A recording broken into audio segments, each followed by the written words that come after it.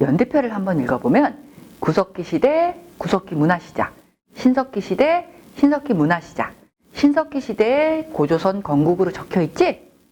오늘은 구석기 시대에서 신석기 시대까지 배울 거야. 자, 선생님 버전입니다. 여기서 선생님들이나 학생들이 헷갈려 할 부분이 있어요.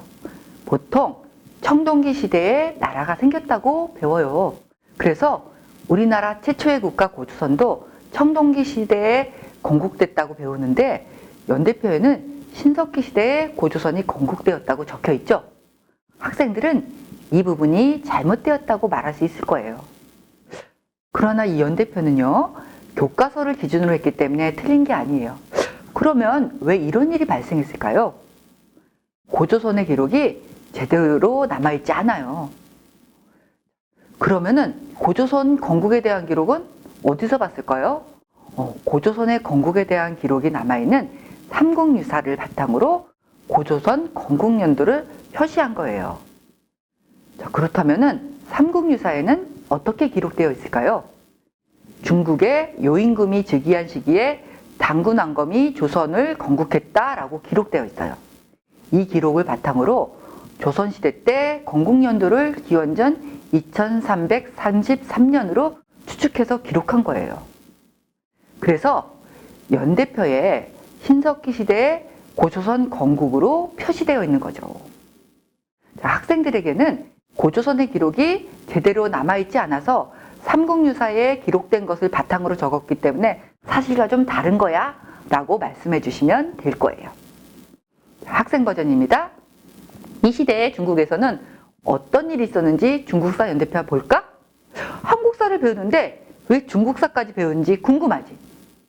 지도를 보면 우리나라는 중국하고 붙어 있지. 이처럼 중국과 우리나라가 인접해 있기 때문에 우리나라는 중국의 영향을 많이 받았어. 그래서 중국의 역사를 알면 우리나라 역사를 이해하기 쉽기 때문에 중국의 역사를 다뤄주는 거야. 여기서는 중국 역사를 다 배우는 것이 아니라 꼭 알아야 할 중국의 역사만 쉽게 배우게 될 거야. 이제 중국사 연대표 보자. 우리나라가 신석기 시대일 때 중국에서는 어떤 일이 있었니? 제일 처음에 황하 문명 형성이라고 적혀 있지. 형성이라는 것은 만들어졌다는 뜻이야. 그러니 황하 문명 형성이란 말은 황하 문명이 만들어졌다는 뜻이겠지. 황하 문명 형성 다음에는 어떤 나라가 세워졌니? 하나라가 세워졌지? 이제 조금 더 중국사를 알아보기 위해서 중국사 속으로 슝 들어가서 황하 문명이 어떤 문명인지 알아보자. 황하강이 보이지? 처음에 사람들은 낮은 산에서 살다가 물고기, 조개 등에 먹을 것을 구하기 쉬운 황하강 유역에서 살기 시작했어. 그러다 농사 짓는 법을 알게 되면서 농사를 짓고 곡식을 담을 그릇을 만들고 집을 짓기 시작했어. 그 이후에 벼농사를 짓게 되면서 더 많은 사람들이 모여 살게 되었고 더 많이 발전해서 문자를 만드는 등 문명이 발생했어. 그런데 비가 많이 오면 황하강이 자꾸 넘치는 거야. 그러니 황하강 유역에 모여 살던 사람들이 어떨까? 농사를 망치기도 하고 집이 물에 잠기기도 하겠지. 또 비가 잘 안 와서 가뭄이 되면 어떨까? 이때에도 농사가 잘 안 되겠지. 농사가 안 되면 먹을 것이 부족해서 살기가 힘들어. 그러니 사람들은 홍수와 가뭄이 일어날 때를 대비해서 준비를 해야겠지? 이때 요와 순임금이 나타나서 황하 문명을 잘 다스렸어. 그리고 홍수와 가뭄에 잘 대비해서 백성들이 무척 잘 살았대. 자, 백성들한테 인기가 짱이었겠지. 그래서 지금도 최고의 평화로운 시대를 말할 때 요순시대 같다라는 말을 많이 써. 이때는 왕위를 자기 자식한테 물려준 게 아니었어. 사람들 중에서 이 사람이 정치를 잘하겠다 게 생각되는 사람한테 물려줬어. 그래서 순임금은 아주 현명한 우임금에게 왕위를 물려줬어. 우임금은 홍수와 가뭄 대비를 더 잘했대. 그럼 황하 문명이 더 발전했겠지. 그래서 황하강 유역에 하나라를 세웠어. 하지만 하나라는 아직까지 전설 속의 나라라고 전해지고 있어.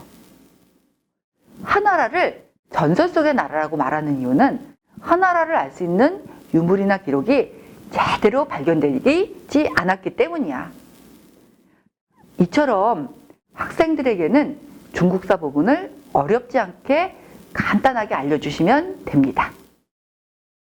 선생님 버전입니다.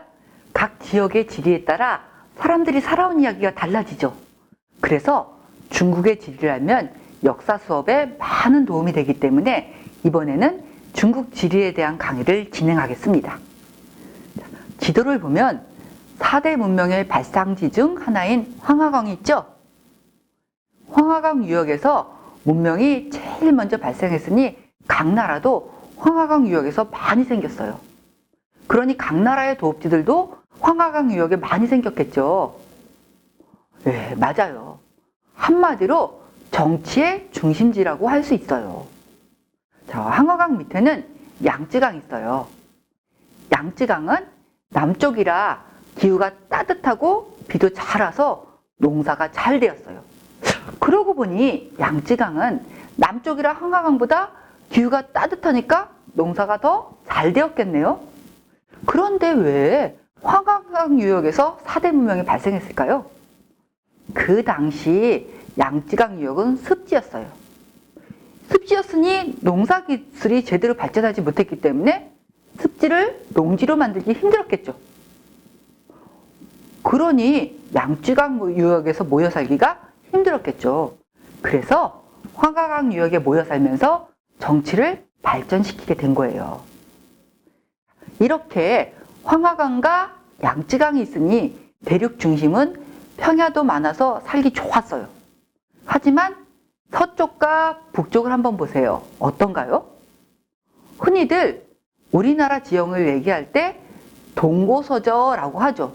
이렇게 보면 동쪽에 산이 많고 서쪽에 평야가 많기 때문에 이렇게 부르는 거예요. 그런데 중국 지도 보세요. 중국은 지도에서 보는 것 같이 서쪽, 북쪽엔 산이 많고 동쪽에 평야가 많아요. 그래서 서고 동저 지형이라고 불러요.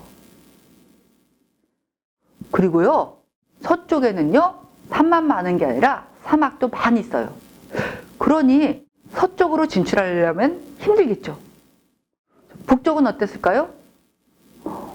북쪽도 산이 많이 있죠. 그리고 춥고 건조했어요.